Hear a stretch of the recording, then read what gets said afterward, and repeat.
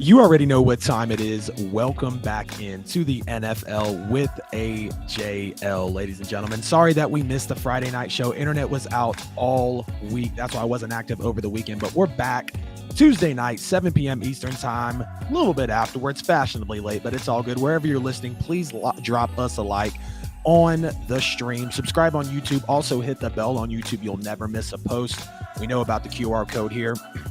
Scan that for every bit of the NFL with AJL social media content. If you can't scan it because you're watching on a screen, at the NFL with AJL. Please leave us a review on podcast platforms as well. It super helps. Loaded show tonight. Aaron Rodgers, Jets drama. Lamar Jackson turned down a bag. And yes, they are, in fact, $100 million apart on the contract. We got more NFL free agency. I know some of this stuff's about a week late. Like I said, it broke on Tuesday when we had the last show a week ago. Was looking to load it up for Friday. Internet goes out. Was supposed to have Justin Marville from This Justin Sports Show tonight. But nonetheless, we're going to get straight into it. As always, you can call into the show, 678-480-8716. Again, that's 678-480-8716. Debate the NFL with AJL live. Even if it's not a topic, maybe if it's not even football, bring it on the show. I welcome everybody. As I always say, get at us on social media. Please engage. Love seeing you guys out there. Thanks for the love on the Falcons video. Thanks for the love on the Saints video. Thanks for all of the love we're getting on social media. And without further ado, what feels like the spiciest offseason story since Tom Brady goes to the Buccaneers a couple seasons ago, we've got Aaron Rodgers now with his intentions to play. And his intentions are to play for the New York Jets. And I want to dig into that. We got the Pat McAfee show comments. We're going to talk about the compensation for Aaron Rodgers. But go ahead and get in the chat, get in the comments. Let me know how it looks. Let me know how the audio is. Let me know your feelings on Aaron Rodgers and these damn New York Jets. So let's talk about the list. And when the list broke, of course, he's putting out the names of players to the New York Jets, guys that he wants to play with. And I'm like, oh, okay. We've seen this before. We've seen this side of Aaron Rodgers give lists of players, of course, specifically in Green Bay. That's where he's been his entire career. We've seen it with a Randall Cobb. We've seen it with, just a couple of receivers out here, players out here that Aaron Rodgers has requested. And now before he even suits up in the green, before he's even officially number 12, actually on paper, past the comments for being a New York Jet, he's already deciding, hey, I want these guys to come play with me. So let's get all the way into it and kind of what Aaron Rodgers said here, and the list rather. So he named OBJ, which, of course, who wouldn't want OBJ? We saw what he did his first 4 years in the league, and I know he's got a couple of ACL tears, so that's very scary, no question. But OBJ, I think, is still a viable wide receiver 2 or even wide receiver 3 on some teams. So I'm not going to knock him for the OBJ. He named Allen Lazard as well, who did sign a 4-year, $44 million deal with the Jets already, and he is literally anticipating Aaron Rodgers' arrival. So I'm not going to get mad about Lazard. You know, he's a guy, he's been there, or not a guy. He's a player that's been there for a few years in Green Bay, a few seasons, growing that chemistry with A-Rod, and it felt like he was a real, not focal point of that offense, but he was a nice wide receiver 2 or wide receiver 3, to jump in there and catch some passes from A-Rod. Now, here's where I start to have the issues with this list. Mercedes Lewis, I think is 38 or 39 years old. Excuse me, I have it here. 38-year-old, low-producing blocking tight end. What's the point in Mercedes Lewis, honestly? And then he names Randall Cobb. And I'm not going to bore you guys with Randall Cobb's numbers. Just know Aaron Rodgers, and for Jets fans that are watching and for everyone that's curious, this isn't 2014 or 2015 anymore. And Randall Cobb's out here with 1,300 yards, close to 100 catches, a few touchdowns. And I get this. You can tell this is really tough for Aaron Rodgers. He went into the darkness hearing Green Bay say, take as long as you need. We'd love for you to retire a Packer. We'd love to have you back. And then he comes out of the darkness, or at least something changed. He doesn't know what shifted in the darkness, but he comes out of the darkness and he hears Green Bay is trying to move him. He lives on and is from the West Coast, and now he's going to be the furthest place from that in New York to finish out his NFL career. And it would be crazy if Aaron Rodgers actually retired a Jet. I would like to think that the Packers could maybe mend some things with him. Like, we're talking about a Bart Starr franchise. We're talking about a Brett Favre franchise. And yes, Aaron Rodgers said it himself, and fans will tell you, Aaron Rodgers could argue he is the best quarterback to ever be a Green Bay Packer and to ever sling a football for the home team in Lambeau Field. No question about that. And that's why he wants these veterans that he's played with, Mercedes Lewis, obviously Randall Cobb, obviously Alan Lazard.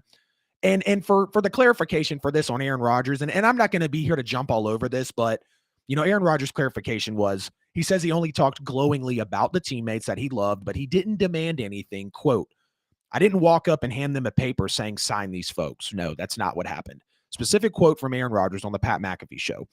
So having said all that, I'm not here to really gripe about the list, but the writing's on the wall with Aaron Rodgers. It definitely means something. And the list is a red flag for me. Again, we saw Rodgers many times in his career request players to come play with him in Green Bay, Randall Cobb being the latest one, who was, of course, named here again. And we forget when Aaron Rodgers wanted the GM fired. And I feel like I'm maybe one of the only people out there that's like, the Jets should not walk away from Aaron Rodgers. They should run. The New York Jets have worked so hard to get to this point, going through the Zach Wilson craziness, which, crazy enough, he could still have a chance being mentored by Aaron Rodgers if Rodgers even goes and sticks it out for a sustainable amount of time. You take a risk on Robert Saleh coming over from San Francisco. Now he's your rookie coach. Now he's your second-year coach. Now he's your third-year coach. You've got young guys in Sauce Gardner. You've got Breece Hall. You got Garrett Wilson. To know that the Jets have had some great drafts outside of the Zach Wilson pick and coaching hires lately, they have worked way too hard to get here. You hear NFL players talk about the locker room, what they're going to miss the most. It's the locker room. It's the camaraderie. It's the brotherhood that they have actually built inside that room. And me as a podcaster, us as fans, us watching the league, unless you are the 1% of the 1% that makes it to the NFL, we're never going to know what that locker room feeling feels like. Want to check in on the chat here because I see y'all popping in.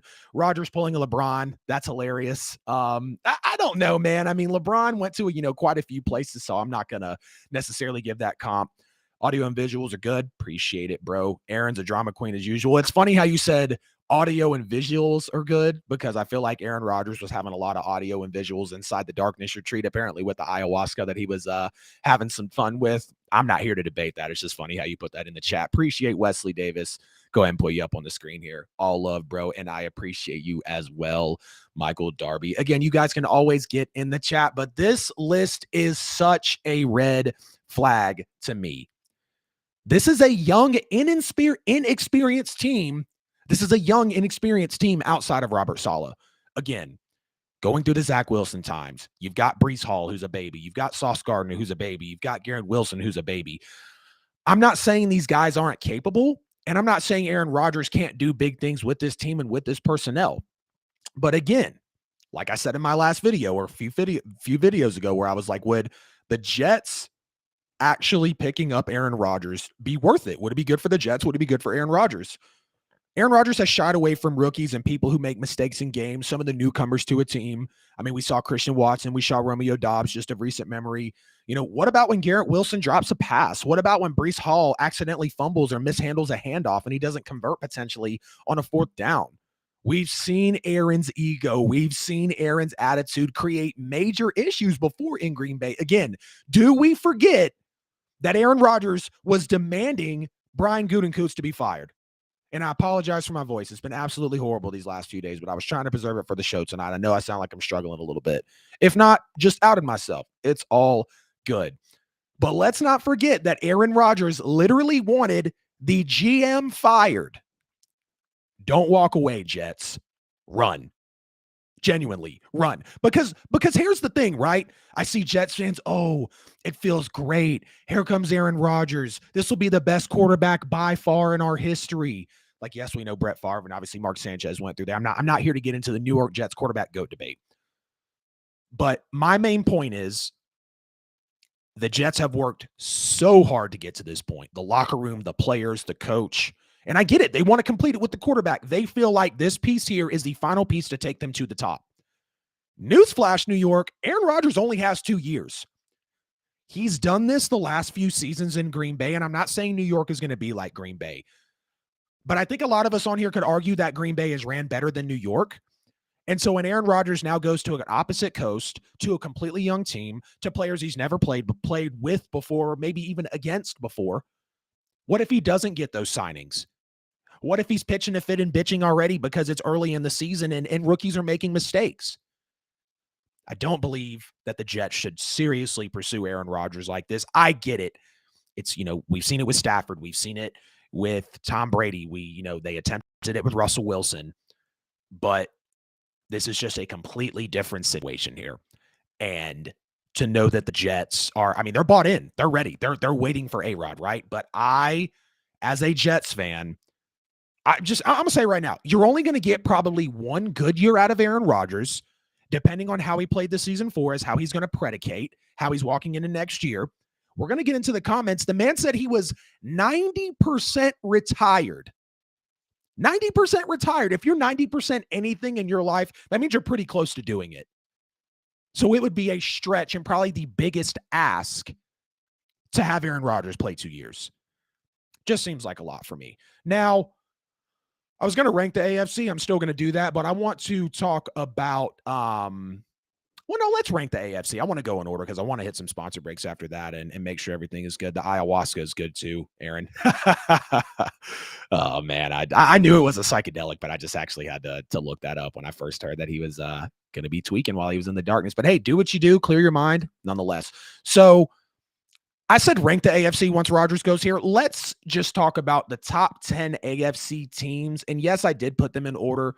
Y'all are probably going to thrash me once I put this list out and once I say it here. It was hard, though. It was really hard because out of these top 10 teams in the AFC, every single one of them can make the AFC title game, and it wouldn't shock me.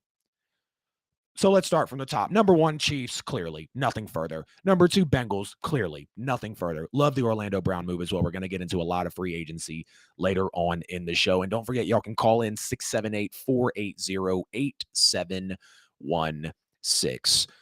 Bills at number 3. And, pretty reasonable. They're trying to figure out some more weapons. They're trying to obviously get some running backs in the room. They're trying to relieve Josh Allen. And, some people are saying he's regressing. I know he's obviously turning the ball over more. But Chiefs 1, Bengals 2, Bills 3.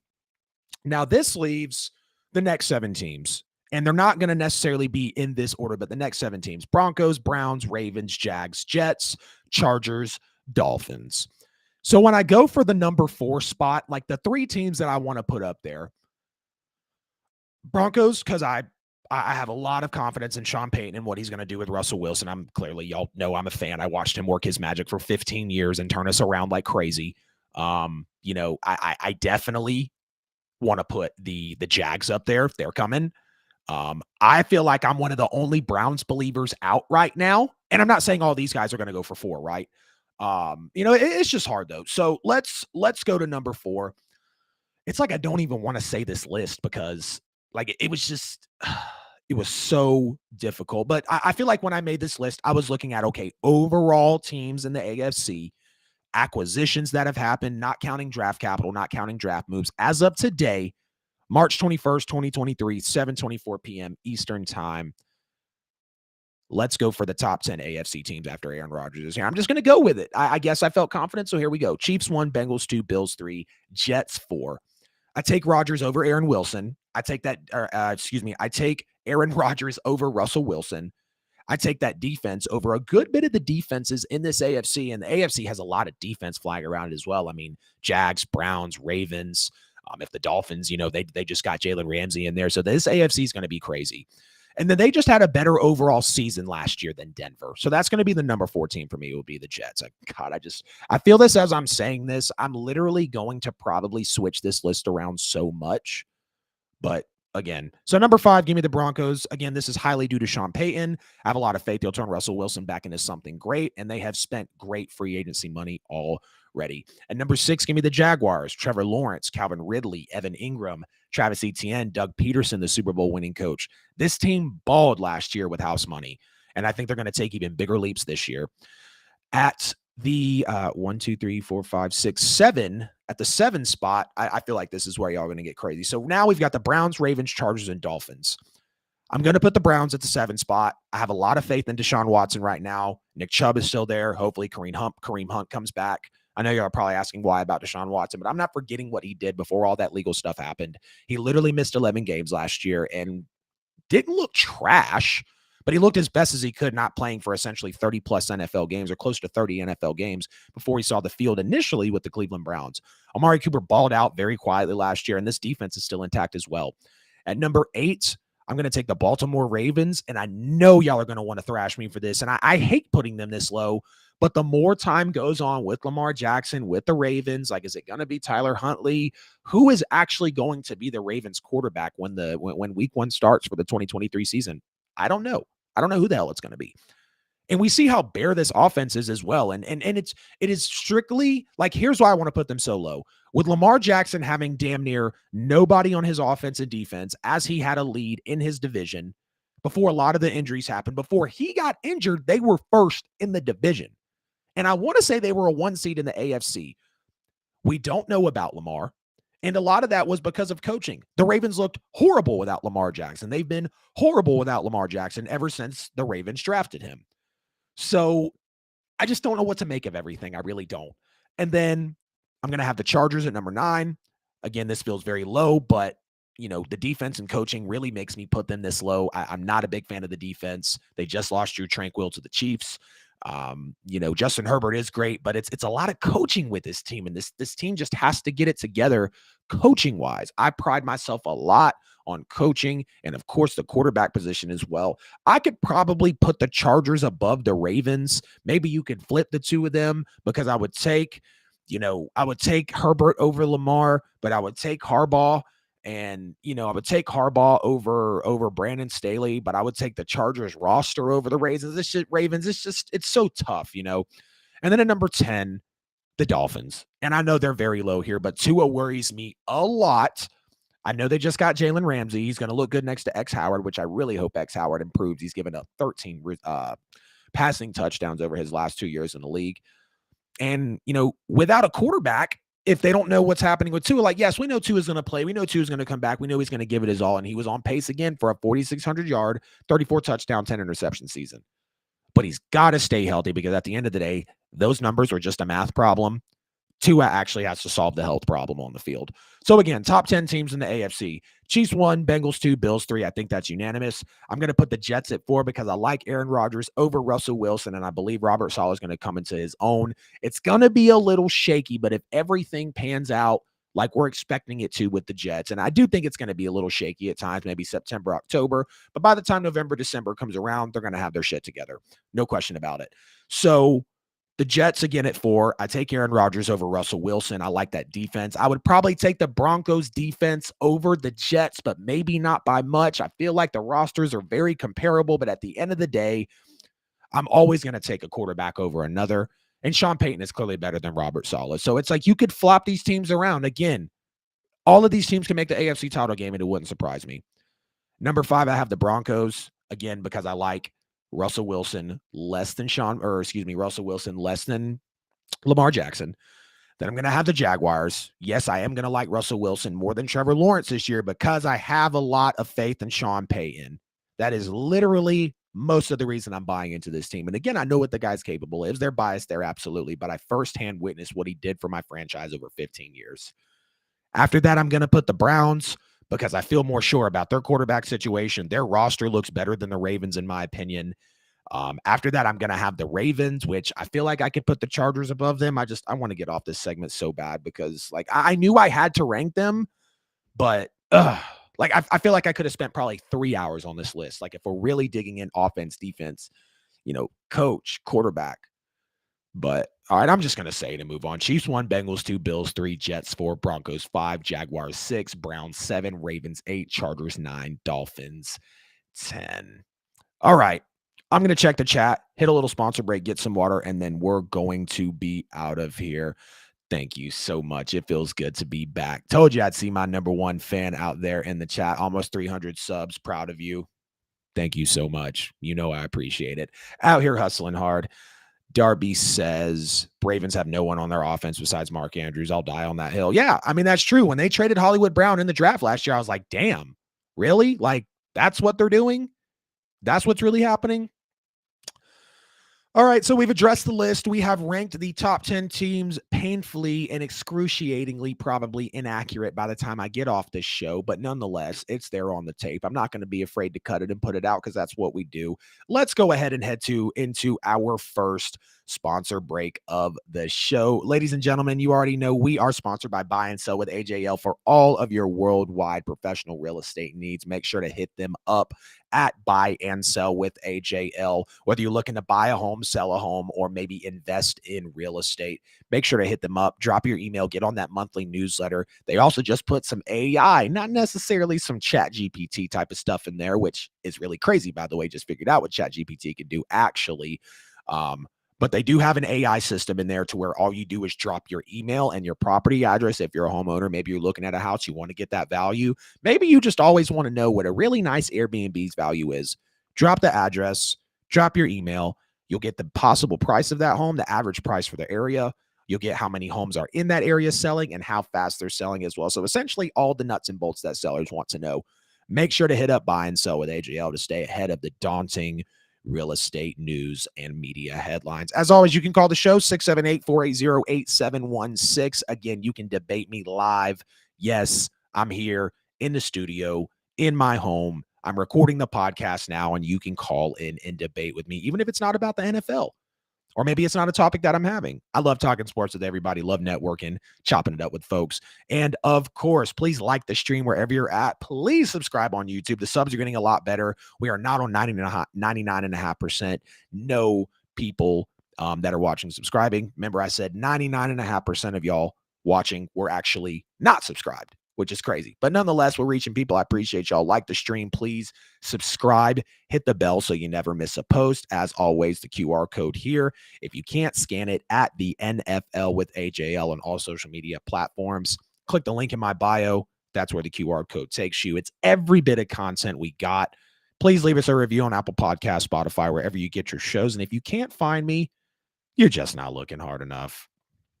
It's just that simple. If you can't find me, you're not going.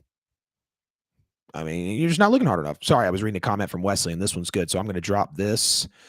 Pull out Wesley's comment before we get back into some of this Aaron Rodgers shenanigans. Where does Lamar go if not the Ravens? Look, I said I'd love to see San Francisco. I'd really, really like to see Miami. I thought the Jets was great as well. I mean, you think of what the Jets, what Miami, what San Fran has. I think the most electrifying place for Lamar Jackson would be the Miami Dolphins. You're talking about the two fastest receivers in the league. You're talking about Lamar Jackson. You're talking about what Mike McDaniel's already done. You're gonna bring him into a defense that's clearly sound with the pieces that they have.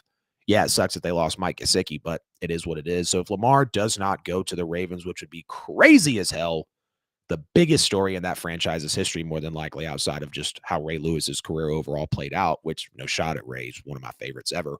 But yeah, I really think that he should go to the Miami Dolphins. Hopefully Lamar stays out of the NFC. I want my wasteland to stay open for the taking. Totally agree with you, Darby. I feel better about the Saints every day. I really do. I feel better about just kind of the division every day, what we're going to do. I know we got Adam Thielen with the Panthers, but I feel like that's going to kind of be unfair for him because who the hell's throwing the football to him, right? But nonetheless, let's go ahead and get out of the chat here and talk about some compensation and expectations for Aaron Rodgers in year one. What am I expecting from the Jets and Aaron Rodgers in year one? We're going to make this a quick one. I see 11 to 12 wins on this schedule, knowing what Aaron Rodgers is going to do in those tight moments, in those games that they lost, when they lost, I think, 6 straight down the stretch. So I see 11 to 12 wins on the schedule. Oddly enough, I think they're going to go 3-3 in the division. I think they split with the Dolphins. I think they split with the Bills. And I think they split with the Patriots. I think that's very reasonable. The Dolphins have a great offense. The Bills are clearly a smash mouth team, and Bill Belichick knows how to really solve anything that's thrown his way. And like I said, the Pats know the Jets. They got Miami. They got Buffalo. And, those teams are both good, if not great, on the verge of it, right? But for me, looking at the expectations for the Jets in year one, it's got to be at least the divisional round. Like, at the bare minimum, I'm not even a Jets fan, and I'm not settling for a wild card for Aaron Rodgers and the Jets. I'm just not. Like, all of this that's been taken into account, everything that's been happening, and you just want to accept a wild card win, a division win. maybe. I'm not saying that's what the fans want, but it's got to be at least a divisional round. Really, it should be the title game at the bare minimum, considering Aaron Rodgers' status right now. Clearly, it didn't look good because Devontae Adams was gone. But again, 11 to 12 wins. I think they go 3-3 in the division. You have to at least get to the divisional round. I think it's kind of unfair and lofty to say, oh, AFC title game first year, go to the divisional, maybe lose it by a nail biter, maybe you make the AFC title game. But I think in the second year, if Aaron Rodgers comes back, it's got to be a Super Bowl win. Fans are out here saying you're Super Bowl contenders, which kind of think is crazy. I get it. Rah, rah, New York, been in the dumps for a minute. I get all that. But bare minimum divisional this year, and I would like to see the title game or really a Super Bowl win. I'd really like to see a Super Bowl appearance first year, Super Bowl win next year. If I'm a fan, I know that's what I'm pushing for, knowing that you might have to pay this man $50, $55, $60 million a year at 38, 39 years old. Like he's old, and having a season like that right before you turn 40, like Breeze was still looking good at 40. Brady was still looking good at 40. I want to say Manning was in that 40 tier. Obviously he didn't look great in the last year he won the Super Bowl, but the way he played with the Broncos. So it's just, just going to talk about the legends that played later into their years, with everything and how it's played out in the NFL. And then in terms of yards and touchdowns for Aaron Rodgers, I think about 4,500 yards for Aaron Rodgers would be fair. And I think 35 touchdowns. If y'all hear some scratches, my dog's trying to get in. Shift mine. Say, hey, he's podcasting out there. You leave him alone. But again, think about 4,500 yards for Aaron Rodgers and 35 touchdowns or so would be fair for the expectations from the Jets and Aaron Rodgers in year one. Now let's talk about some compensation for him. Let's talk about his massive deal. Let's talk about the Pat McAfee show comments. Again, Aaron Rodgers said he was 90% retired going into the darkness retreat. So if I'm a Jets fan, like I said, if you're 90% anything, and we have the pups in sitting live on the show, live audience of Inca Lewis, let's clap it up for her. No, I'm just kidding. Of course, mommy let her in. You like being in here on the show, girl? Huh? I know you do. You don't have to tell me. I love you. And thanks, by the way, babe. Really appreciate you. I know you heard her out there. But again, Aaron Rodgers, 90% retired, going into the darkness retreat. So if I'm a fan, I'm going to be wary because, again, we saw how he's held Green Bay hostage. I mean, there's literally jokes out there that Aaron Rodgers is literally playing GM for the Bears, God, for the Packers and for the Jets right now. So again, 90% retired, 10% playing. Now you want to completely flip the coast. Now you want to bring all these people over. Now you want to go to this brand new young team. Like, it's just, again, I would be so wary. Don't walk, run away from Aaron Rodgers. He said he debated a retired life and an NFL playing life while he was in there. I think that's very fair. Weigh your options. What would life be still playing? What would life be not playing? And he even said the reason he was 90% retired is he hadn't got back into his workouts yet. He wasn't, really gung-ho or motivated to do it. And I was like, okay, we're starting to hear some true, I guess, inside thoughts of an older NFL quarterback that wants to retire. And again, rightfully so. 4-time MVP, Super Bowl champion. Like, we don't need to go over Aaron Rodgers' resume. And I'm not, ragging on the guy. But he said on Friday, March 10th, that he was committed to playing for the Jets, and Aaron Rodgers said that it isn't him holding up and the Packers are negotiating compensation for him. So let's talk about compensation for Aaron Rodgers, and then I am done talking Aaron Rodgers. We have had a nice segment about this, but again, I know it's a little late. It's very important. I didn't even put the graphic back up, but it's all good because you guys are tapped in listening to me. We're still on the Rodgers Jets drama. Don't you guys worry. Should New York rework Aaron's massive deal? He's scheduled to make $60 million in 2023. And knowing how the Jets were able to draft the people that they were, knowing how the Jets were able to pay the people that they were, knowing how the Jets were able to just create the roster that they have and the camaraderie within the locker room and the personnel, I think it's just like I said with Jalen Hurts. You pay Aaron Rodgers $60 million and watch what the hell that does for your cap situation and for your actual disposability of players, or I guess how disposable players are going to seem once you have a, again, 38, 39-year-old quarterback. We're just going to call him 40 at this point. Love you, A-Rod, sorry. A 40-year-old quarterback on your roster, right? I think it'd be fair to still pay him. I mean, he already got, I think 4 years, $200 million, a couple years back after winning, I think, the first MVP, or maybe it was after the second MVP. But yeah, so he's probably still going to want that 50 million. But if anything you can negotiate off, like we're talking about an extra running back, we're talking about maybe, we're talking about an extra player or two. If you can get him to come down maybe 10, $15 million off that deal, because again, Rodgers would make $59.465 million from the Jets in 2023. And in my opinion, if that's the case, call Lamar Jackson and the Ravens and work something out, because you're going to get more commitment. You're going to get more longevity. I know the injuries are scary, but concerning Aaron Rodgers' attitude and wishy-washiness, I get it. The best ability is availability. No question about that, right? But it makes me so nervous for the Jets. You've worked so hard to get here, and you're going to bring in a diva. I get it. Zach Wilson's put a really bad taste in their mouth. The fans were literally chanting for Mike White to get put into play. You took Zach stupidly at second overall, and we all knew he was a bust before you took him when the reports came out. Like, we knew it wasn't going to be it for Zach Wilson. So I get it. There's a lot of emotion. There's a lot tied up into this decision. But you have to rework Aaron Rodgers' massive deal. So now we have to ask the question of what should the trade package be? Apparently, they want something similar to Matthew Stafford, the Packers do, which was 2 firsts, a third, and a starting quarterback who actually went to the Super Bowl in Jared Goff. Jared Goff played very well that year that he went to the Super Bowl outside of the actual game of the Super Bowl. But now apparently the Packers don't want 2 firsts anymore. The reports say maybe 2 total picks and at least 1 first rounder.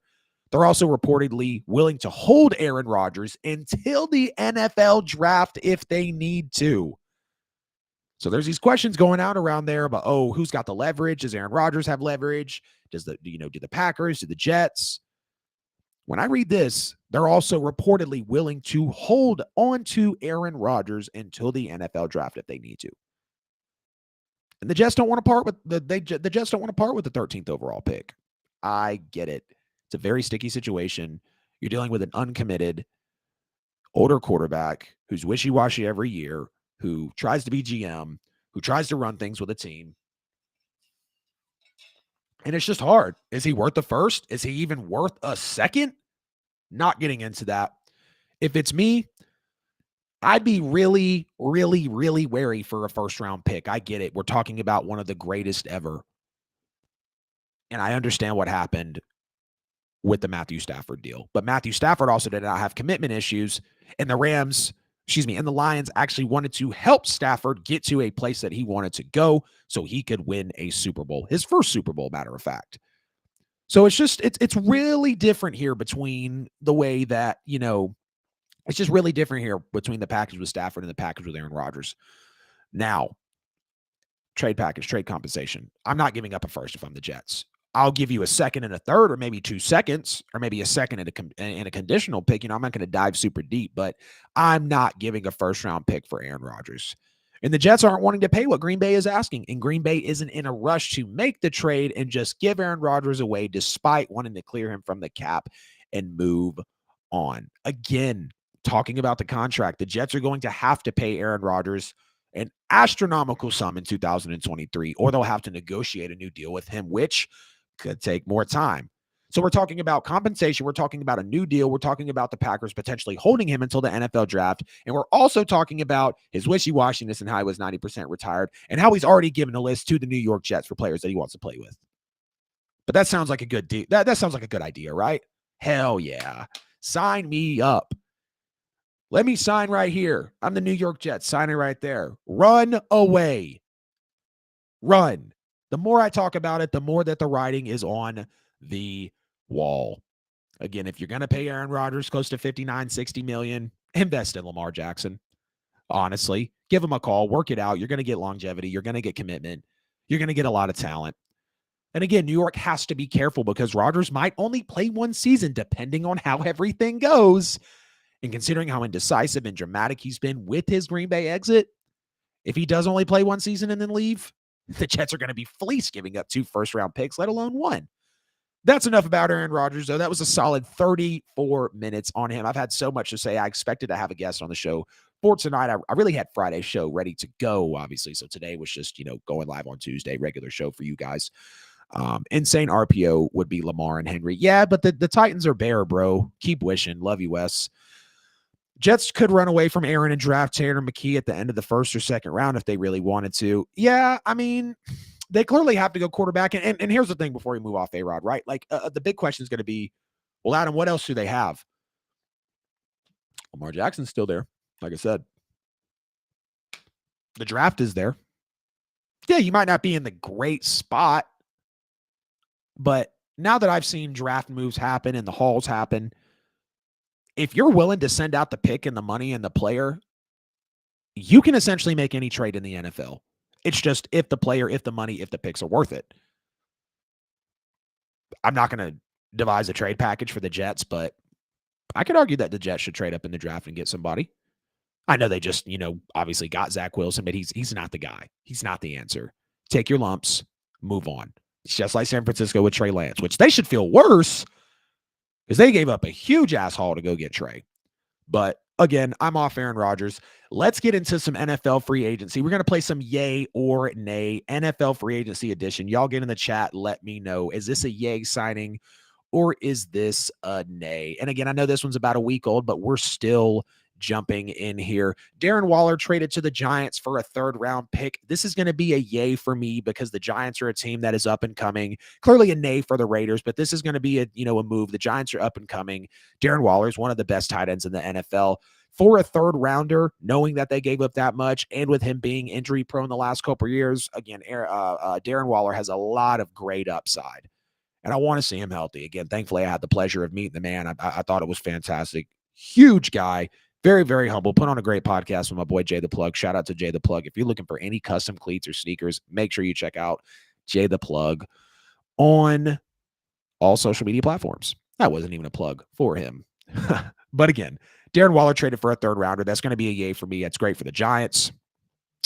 Going to be a nay for the Raiders because they shouldn't have sent Darren Waller out there. You sign Jimmy G, you give up Derek Carr. Like, what's going on with Josh Jacobs? He's not happy. Devontae Adams is sending out tweets.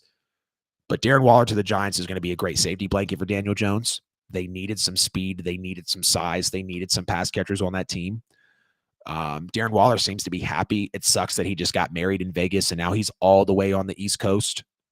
You got rumors about Josh McDaniels as it being a romantic. Josh McDaniels wasn't invited to the wedding for Darren Waller. Words of Kelsey Plum, who is the Las Vegas Aces WNBA star, who, congratulations, Darren, he did just marry.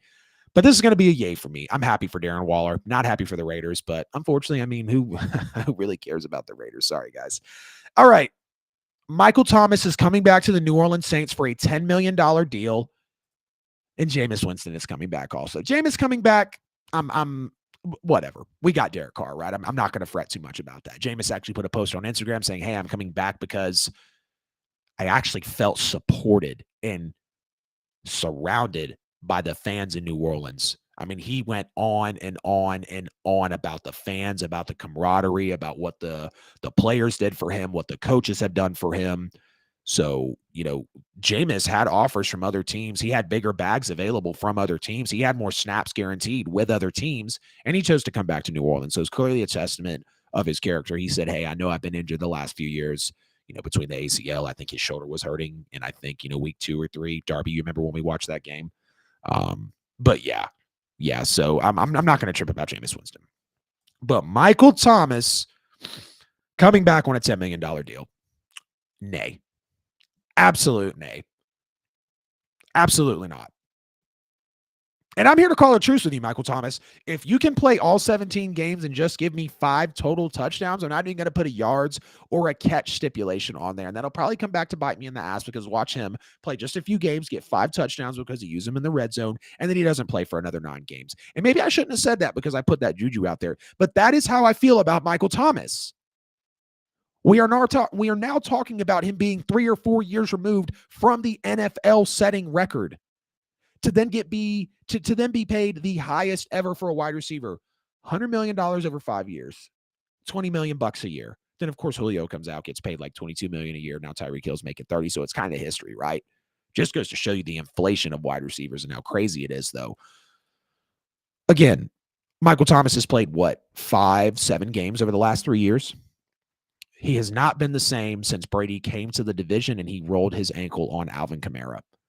I loved Michael Thomas before he got injured. And I'm not going to sit here and call him a trash player because he's not, but we haven't seen anything from him. And I get it. You give him a very incentive-laden deal. I think it's about $10 million, can go up to 15 if I'm not mistaken. But I'm not a fan of the Michael Thomas re-signing. I'm not. You just took that $10 million. I mean, hell, you could have given that to Adam Thielen on a one-year deal. I mean, you could have brought in OBJ, who would have loved to play in New Orleans. I still hope we go get him. But you just got to know when to cut bait. You just got to know when to move on. It's like when you have a bad car. It's like when you're in a bad relationship. It's like when your job's not working. You have to learn how to cut bait and move on. And Michael Thomas will continue to finesse the Saints as long as they continue to throw assets at him and they continue to want to pay him money. I don't get it. It's a nay for me. It's a major, major nay for me. Michael Thomas should have been given a vet minimum deal, Jamal, to the Saints. Michael Thomas should have been given a vet minimum deal, Jamal, to the Saints. Yeah, I don't know. It's kind of confused me with that comment there, Darby, but I know what you mean, man. Yeah. So it's going to be a nay. Again, Jameis Winston coming back, whatever. I guess I'll say yay because of the character, right? Now, here's a big yay for me. Still speaking of my New Orleans Saints. The Saints signed Jamal Williams, who led the NFL in rushing touchdowns last year with the Lions. He signed him to a 3-year, $12 million deal with only $8 million guaranteed and a third-year option. So again, he's only going to cost us about $4 million a year. I'm very happy about this. This is a major yay for me. We know Alvin Kamara could be facing suspension time. He wasn't very used very well last year with Dennis Allen and Pete Carmichael, which is very puzzling and almost disgusting to watch as a fan. Clearly Mark Ingram is old.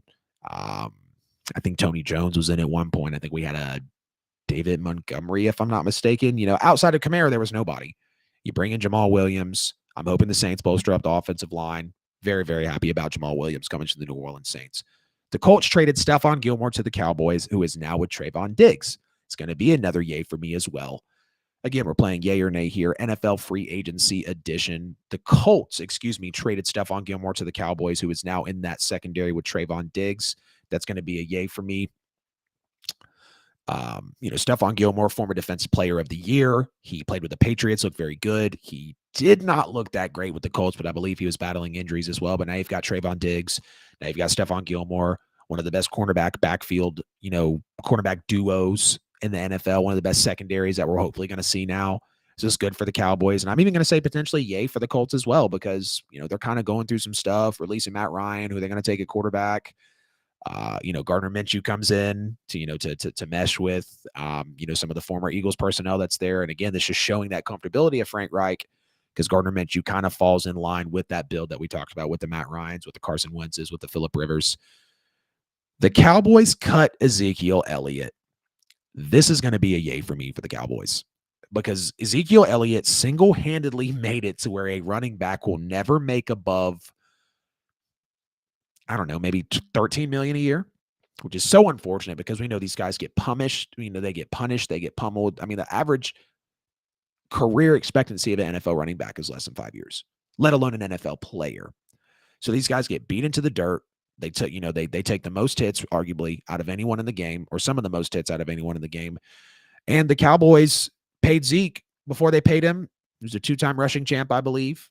He's an all-pro. He was a Pro Bowler. After they paid him, not very much speed, not very much zip or burst, in less than 70 yards a game. So this is going to be a yay. And it's unfortunate because, Zeke looked very good with the Cowboys at times, but Tony Pollard has clearly been, the most consistent and best running back for them. And, now the Cowboys aren't going to be strapped. At one point, they had a top 5 paid receiver, quarterback, running back, and offensive lineman. And none of those guys were performing at top 5 levels. Maybe not far outside of top 5 levels, but Jerry Jones loves to pay his guys, and he's got to eat crow when the check isn't right. Miles Sanders to the Panthers for 4 years. That's going to be a yay for me as well. Maybe this was just a whole yay session, right? No, I had a couple of nays in there.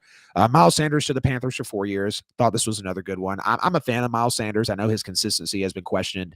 I know his play style has been questioned.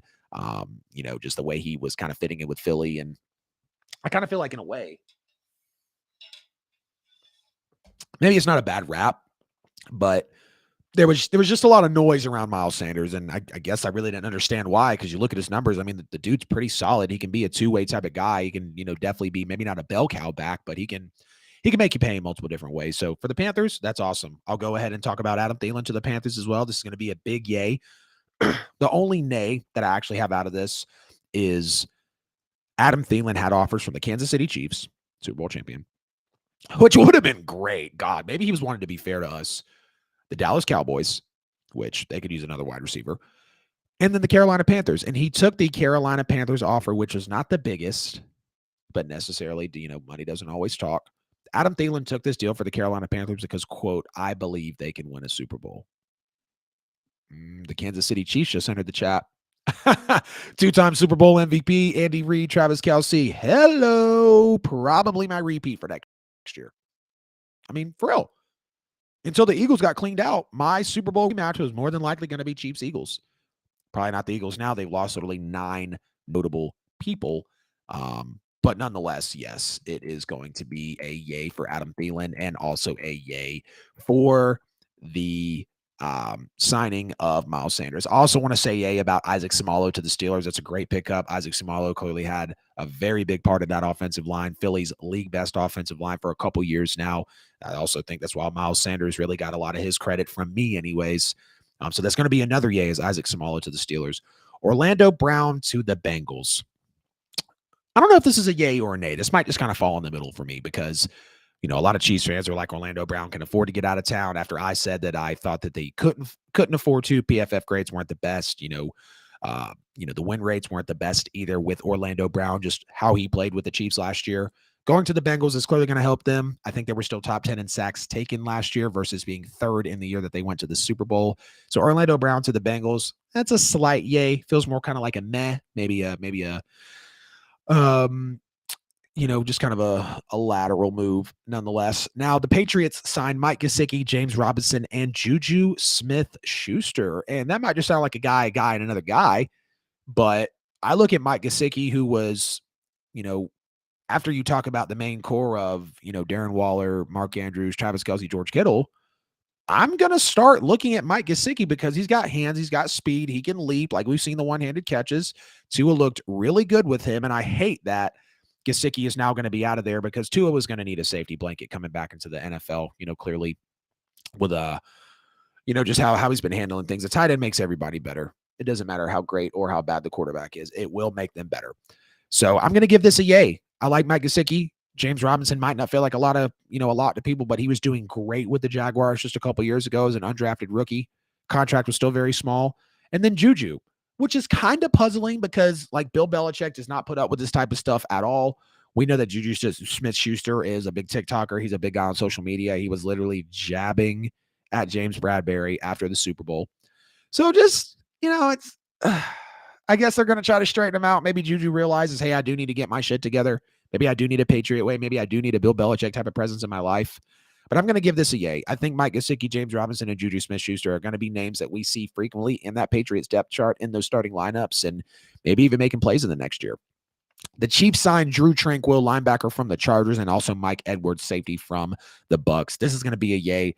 Drew Tranquill was a great free agent left on the market. He's one of the best coverage linebackers in the league. I've watched this guy play for years alongside Eric Kendricks, Eric Kendricks is now a Charger because Drew Tranquill is no longer one and is now a Chief.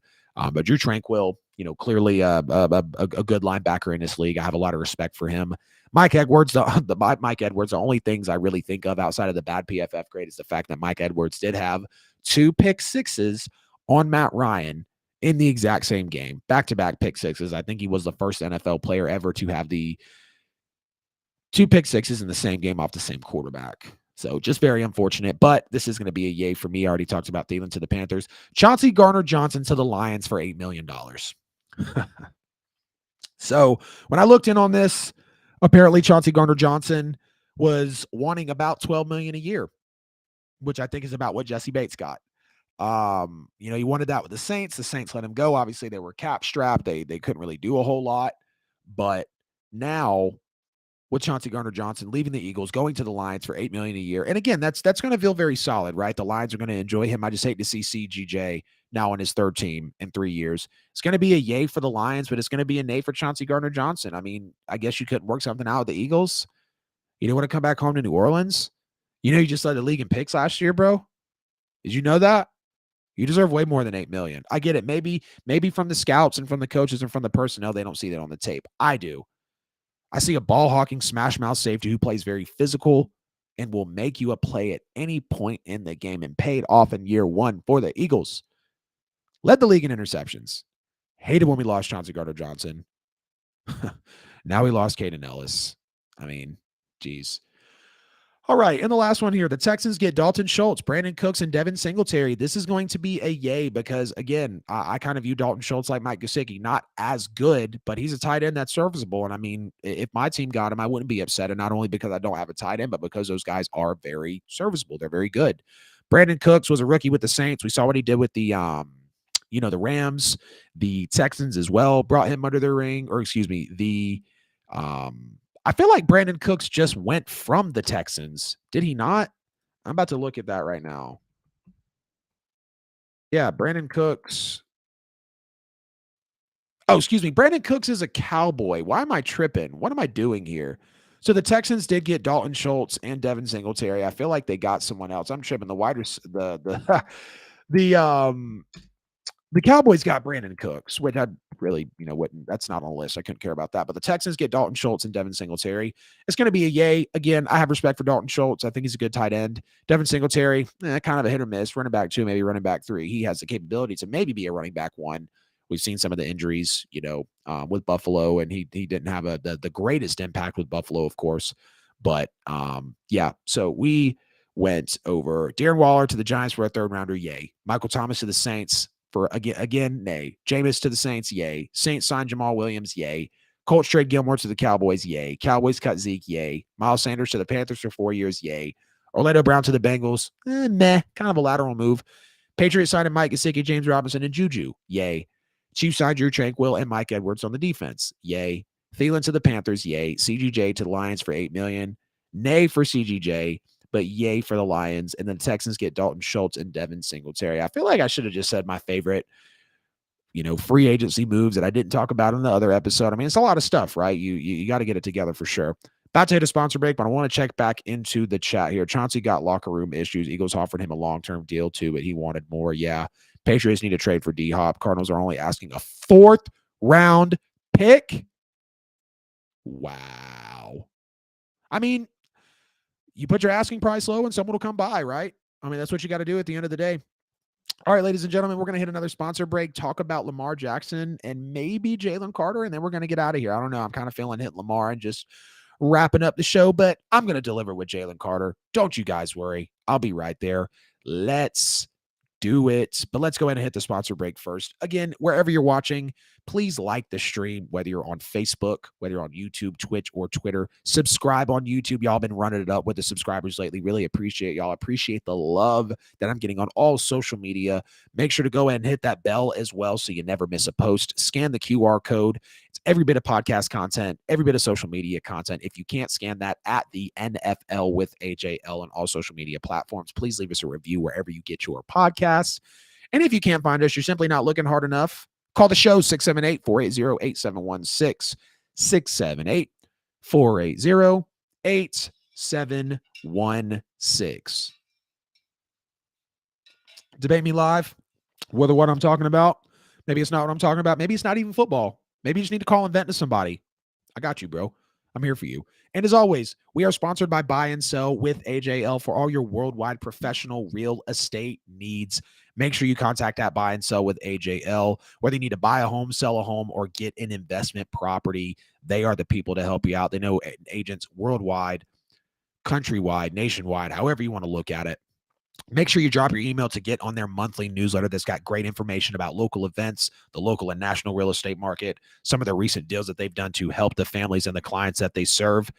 And also, they've got some AI implemented into the business. Drop an address of a property that you want to know what it could be worth, how many properties in the area, and how fast it's selling, whether it's your home, a home you're going to buy, an Airbnb you want to keep up with, whatever. Drop your email, drop your address or the address, and they will get you on a artificial intelligence, AI, maybe a little bit of chat GPT in there, but they'll get you on that system to help funnel that information towards you. Now we got to talk about Lamar Jackson again. I've talked about them being $100 million apart in contract. I've talked about collusion. I've talked about the franchise tag. I've talked about landing destinations, but now it was confirmed that Lamar Jackson declined a fat ass bag from the Ravens. And excuse my language, but I almost could not believe the freaking bag that he turned down when I looked into it. So Lamar Jackson, Adam Schefter came out, said that Lamar Jackson apparently turned down a $200 million contract. I can't remember if he said it was guaranteed or not, but he turned it down. Lamar Jackson did, in fact, turn down not $200 million. He did confirm that him and the Ravens were $100 million apart in contract talks. Lamar Jackson turned down a 3-year, $133 million, fully guaranteed deal. Fully guaranteed. $133 million. So as I'm on the show right now, most guaranteed money, NFL. Tracking the most money guaranteed. When was this written? Because just to know this would be crazy. March, this was written yesterday. Let's see. Obviously, Deshaun Watson, 230 guaranteed.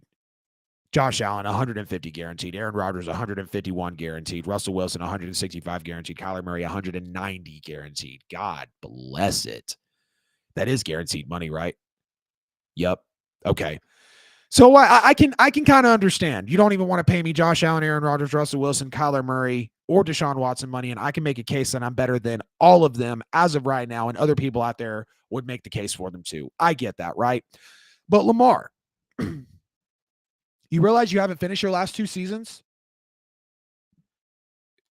You realize that the Deshaun Watson contract was an outlier. Like you're not going to get that.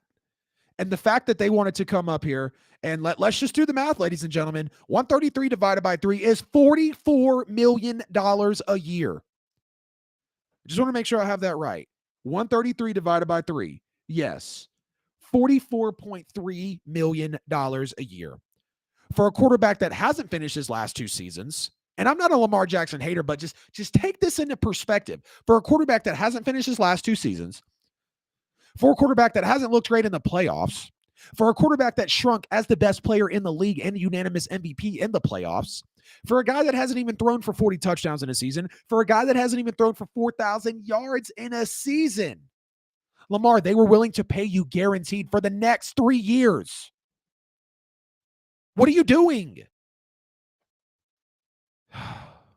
It's so confusing because, like, I get it. You only get paid like this once. You're already in the 1% of the 1%. And you feel like maybe, whether it's greed or not, you feel like some of the dollar signs will kind of calm down for these guys, right? Because hell, just $1 million paycheck to 99% of the people in this world would change their life. And you're $100 million in contract talks apart. You don't have an agent. And I just want to go on record and say, Lamar Jackson, if you did have an agent, you would be signed. You would have a deal, Lamar. You would probably be in the top 5 highest paid quarterbacks in NFL history and in the league right now if you had an agent. But you're representing yourself. All respect. I think there's been rumors about Lamar's mom being an agent. All respect. But when you deal with big-time agents that have dealt with big-time players, Lamar Jackson, you're a big-time player. They get you big-time money. And you just turned down a $44 million fully guaranteed deal. They even gave you the benefit of the doubt if you wanted to leave Baltimore after 3 years. 3 years to make $133 million. Oh, man. I was just shocked when I figured out that Lamar Jackson actually turned that down. And again, you don't want to pay me like Josh Allen. You don't want to pay me like Kyler, Russell Wilson, Aaron Rodgers, Deshaun Watson. I get that. I can make a case that I'm better than all of them. But we can also prove, Lamar, that a team just offered you a $40+ million contract, fully guaranteed for only 3 years. I think that's a very generous offer considering that you have not finished your last 2 years. Don't get me wrong, guys. I'm a Lamar fan. Love the dude.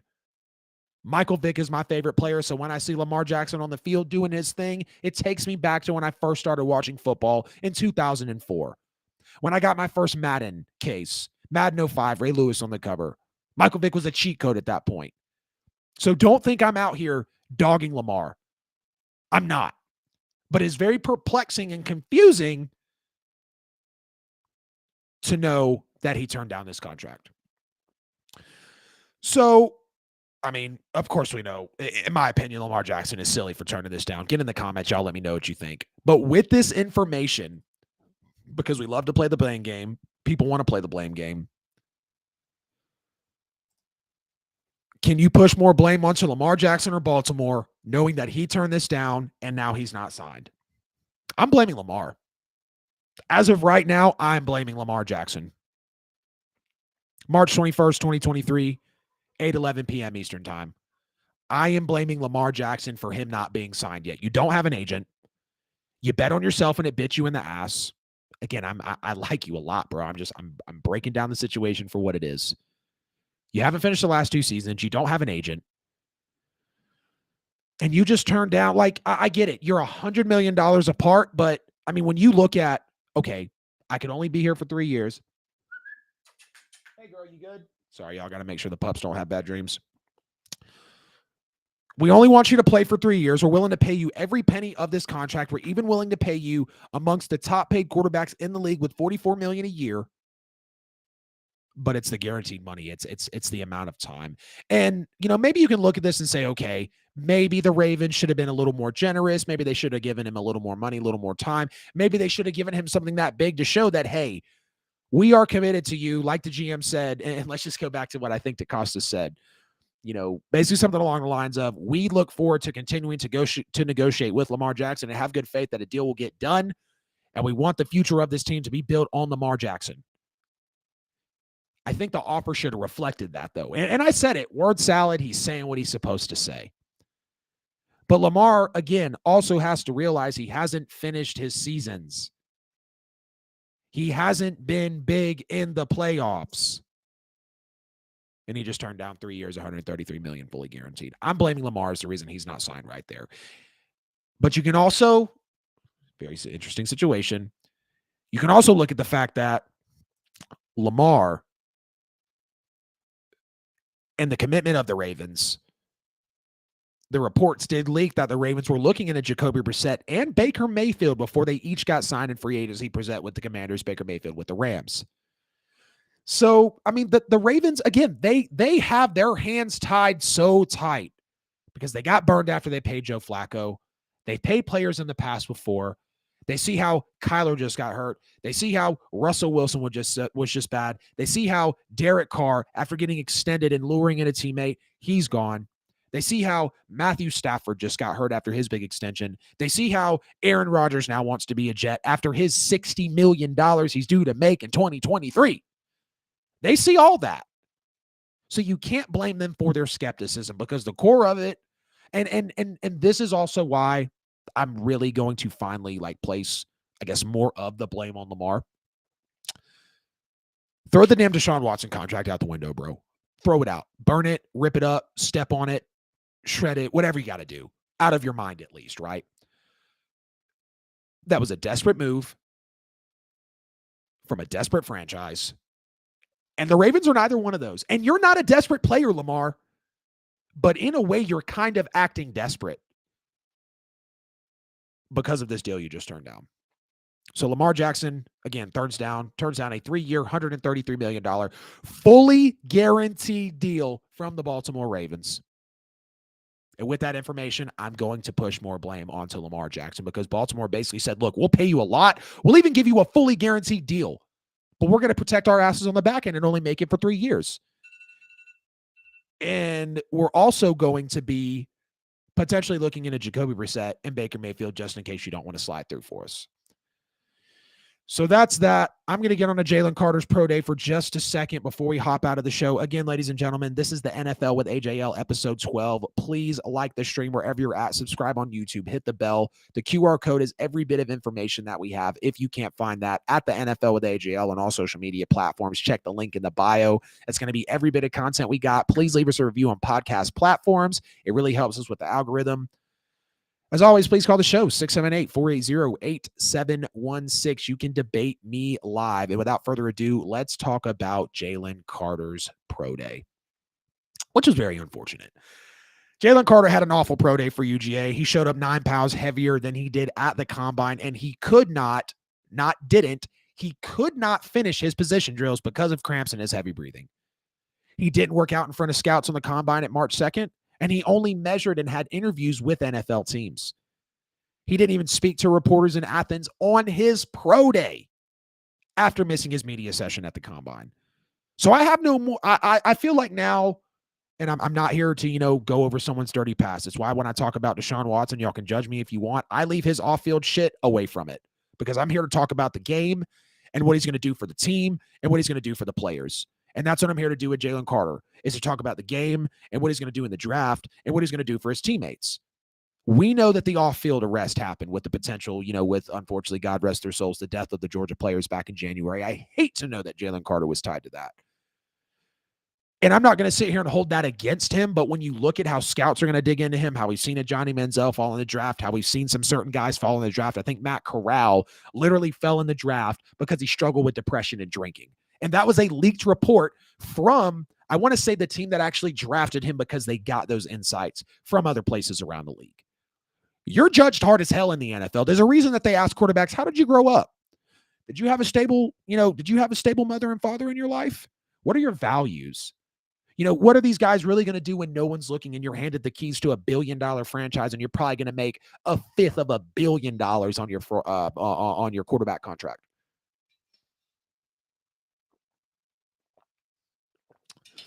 So we have to ask the question of, will Jalen Carter possibly slip out of the first round?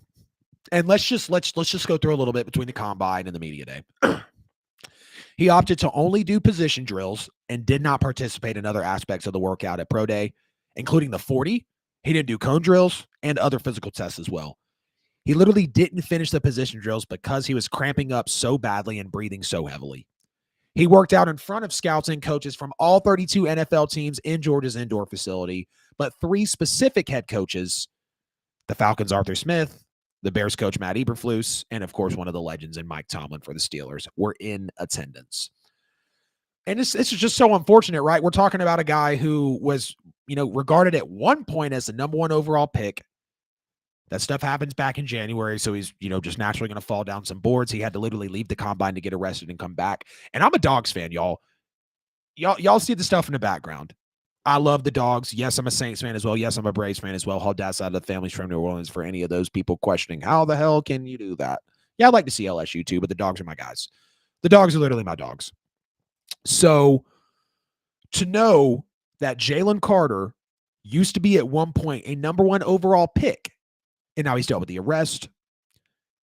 The combine wasn't great because he didn't really talk to anybody or rather want to do anything at the combine.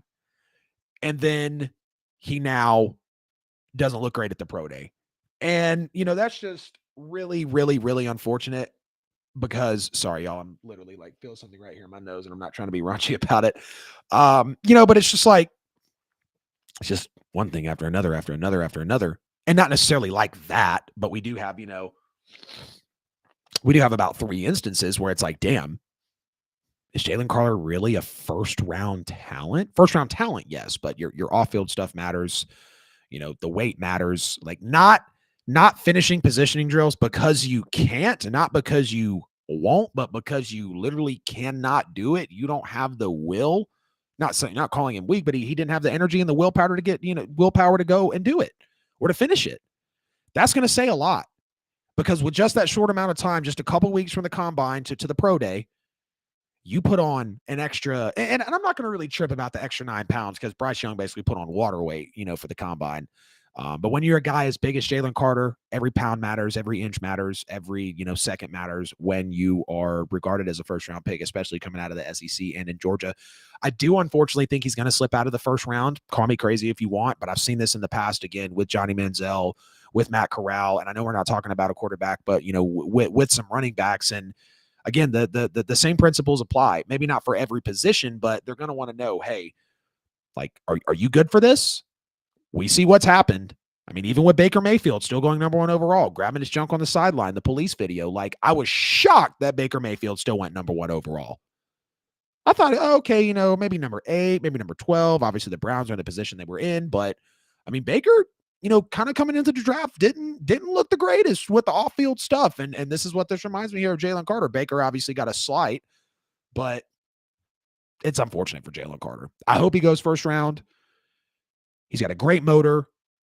I mean, he's great at Georgia. He clearly is in the NFL draft for a reason, but with the arrest, with the way that he played out at the combine, and with his flop at Pro Day, it's not looking pretty for Jalen Carter.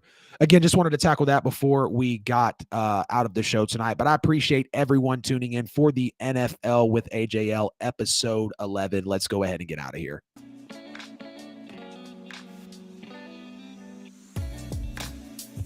With AJL, ladies and gentlemen, please like the stream before you get out of here. Subscribe on YouTube. Make sure you hit the bell for every post so you never miss it when we go live. The QR code here, scan that for every bit of content. It's going to take you to the link tree. Every bit of content on every platform and also podcast platforms. Please make sure you leave us a review. It really, really, really helps out in the algorithm. At the NFL with AJL on all social media platforms. If you can't find me, you're simply not looking hard enough. Again, sorry, weren't on Friday. Internet went out. Had some kids literally run through the internet hub at the front of the neighborhood, took the fence out and everything. So I had to hotspot my way to 2 YouTube videos, I think on Friday or Saturday. It was very tough. I want to say it was Saturday. I literally waited so long to get those clips posted. Thought about recording the show, played out the Wi-Fi a little bit, but nonetheless, we're back. Episode 13 will be here on Friday, 7 p.m. Eastern time. Looking to have Jansen Harris on from the Just Good Network, from the Final Play podcast, however he says it out there. This is the NFL with AJL, episode 12. Signing out, ladies and gentlemen.